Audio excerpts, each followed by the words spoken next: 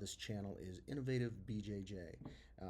In this channel, what I'm trying to do is teach you about and show you techniques that I've used for years. There's nothing new under the sun. I didn't invent these things. Someone out there is using them. I just happen to record them, and I have my own names for them. So you're gonna have to forgive me sometimes if those names don't make any sense.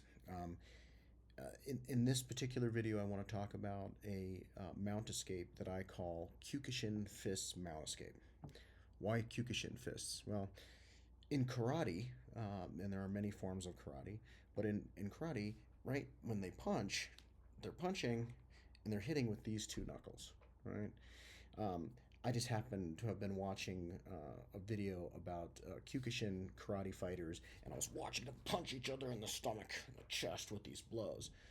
Well, that's the arm position you're going to end up with when you do this particular mount escape. And the reason why it works is because you're literally locking your bones out. When you kip escape, or there are some cases where you're holding on to your opponent's hips, they're on you and mount, and you're trying to keep them from coming up you. If you put your hands on their hips, you're using your strength, your your muscles to try to keep them in place. And unfortunately, that only lasts for so long. You burn yourself out, and it's because they can bend your elbows. They can use their body weight and their strength from the top to bend your elbows, and then it's just a matter of them. They're fishing, trying to get underneath your arms until they get something pried up, and they go to work on you.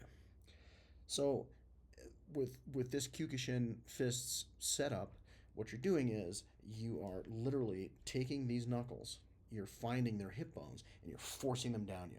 And once you have them all the way down, you're extending and you're locking your arms out. When you do this, your arms are really tight on your body. It's difficult to dig underneath them. I'm going to take my fists and I'm going to put my knuckles right into his hips here. Not impossible, but it's very difficult. And generally, this happens. The actual escape happens fairly quickly. So you lock your arms out with your knuckles on their hips, which, by the way, hurts.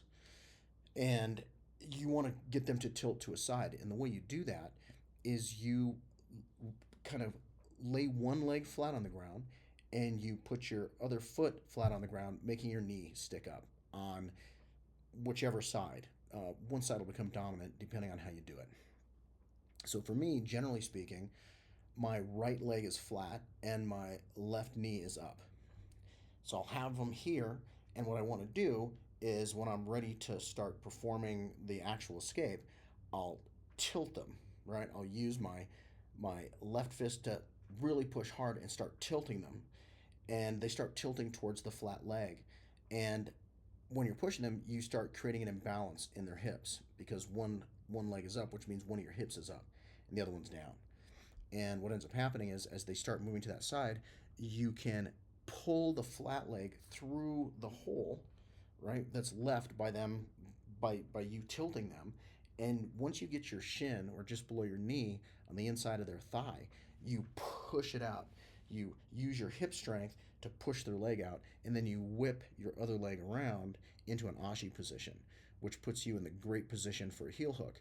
Then you're able to, once they're pushed out, you grab the tendon behind their knee, you pull it tight, and their heel ends up right in heel hook position. And you can hit it with one hand. You don't even need to go to two hands because they're so compromised at that point. Like this. I'm going to lift this knee, leave this one flat, and I'm going to push him here and bring this through. I'm going to step on him. I'm going to grab the back of his leg and pull it to me, and I'm going to get this heel hook. So again, it's called the Kukoshin mount escape. It works because you're using your fists, locking them into a position way down your hips. Even if they get into a grapevine or something with you, you're still holding them down. It's very difficult to grapevine because they're too far down your legs. They can try to grab your head, but you're in a much stronger position here than they are. You tilt them, you bring your leg inside, you push them out, creating an opening. You whip your leg around, and you go for a heel hook. A lot of times, your opponent, knowing that they're not making any progress, they're digging for an arm, not making any progress, they'll leave, okay? There are times when they manage to pry one of your arms, get underneath one of your arms, and maybe pry it out. In that case, don't give up on it. You keep the other fist in. Now, this is going to, whatever fist you have in, it's the other leg that's going to be flat when you want to go for the escape. So even if they're under your left arm, you have your right arm in, right? So you put your left leg flat and you lift your right knee up and you push. And that's going to allow you to get out sort of on your side a little bit, get your knee inside and force their legs open. Then you can whip your right leg around and start looking for that heel hook on that side. And bring this through. I'm going to step on him. I'm going to grab the back of his leg and pull it to me. And I'm going to get this heel hook.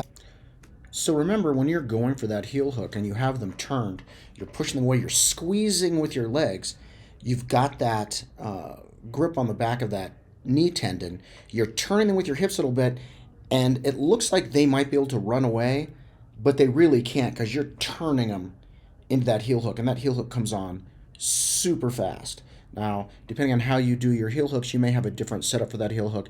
There's also an opportunity to slide under and get a knee bar if they decide to roll through. So that is the Kukoshin fist mount escape. I think you should try it. I think that it works for me really well. The people I've taught it to, it works for them very well. It works in addition to other mount escapes. First, you're trying to kip. Maybe it's not working. Bam! You hit your straight arms and you go for that. You go for that heel hook. Thank you. If you like this content, please subscribe. I'm going to try to make more of these. I'll try to make them better each time. I appreciate you. I appreciate your time. Thank you.